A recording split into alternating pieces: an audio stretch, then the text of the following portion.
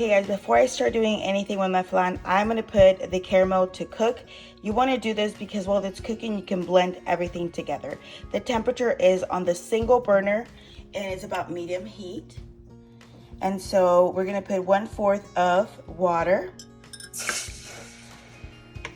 And then we're going to do 1 cup of sugar.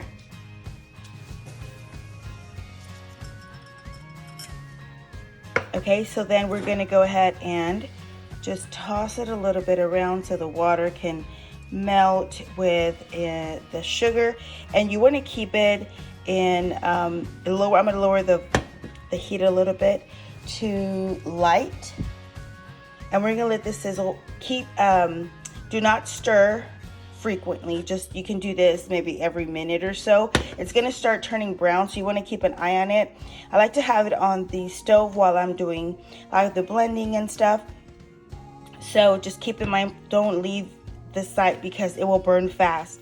All right, you guys, so let's go ahead and get started. So I have all the ingredients here that I'm going to use for my flan. I have a can of evaporated milk. You guys know I love my Kroger. I have 1 cup of sweetened condensed milk. There's low fat or low sugar, I believe it is. Low fat it is. If you don't want it to, if you want that, then I just bought a imitation of vanilla extract. You can get whatever you want depending on your taste. If you don't like vanilla, don't put vanilla. And then I have 4 eggs. The recipe normally is 3, so I'm gonna put 3 and see how much it looks. You know how much. If it's, these are large eggs. So if you have a medium, do 4 eggs. These are large, so I might just need 3. Okay, so they're pretty large. Actually, I might just do 3. The egg is what makes the flan fluffy. And I'm gonna show you guys my trick because my flan, I love it to be really nice and fluffy. So after that, I'm just gonna start pouring everything. Evaporated milk, we're just gonna put everything in here together and then blend towards the end.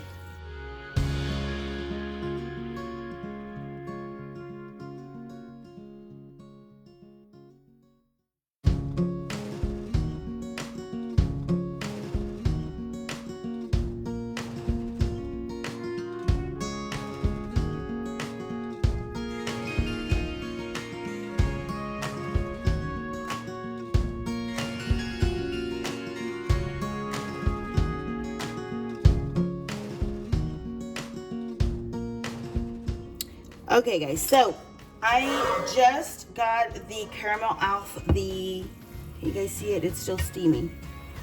This is the color you want for your caramel. So I'm gonna go ahead and you wanna quickly put it in your pan because it needs to be hot. So be sure, do not put your hands in here. So I'm gonna pour it and I'm going to, in my pan, it's a 9-inch pan.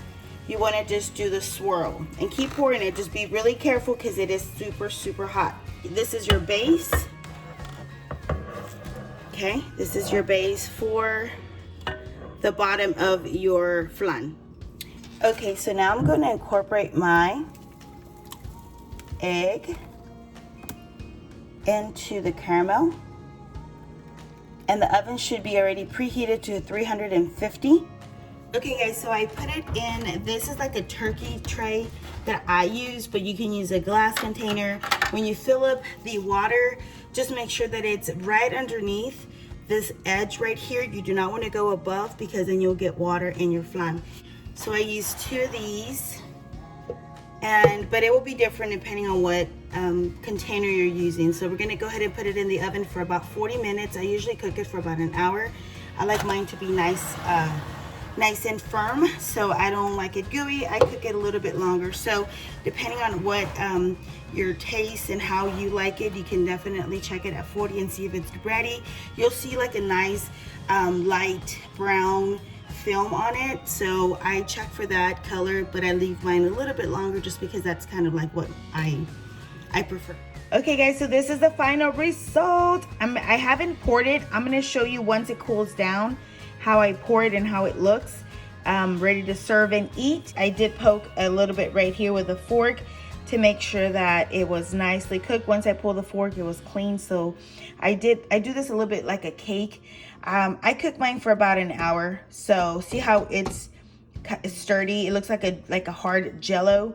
That's the way I like to cook mine because the custard is a little bit more rich versus soft. Okay, so go just around the edges very carefully because you don't want it to get cold and then it'll be harder for you to do this.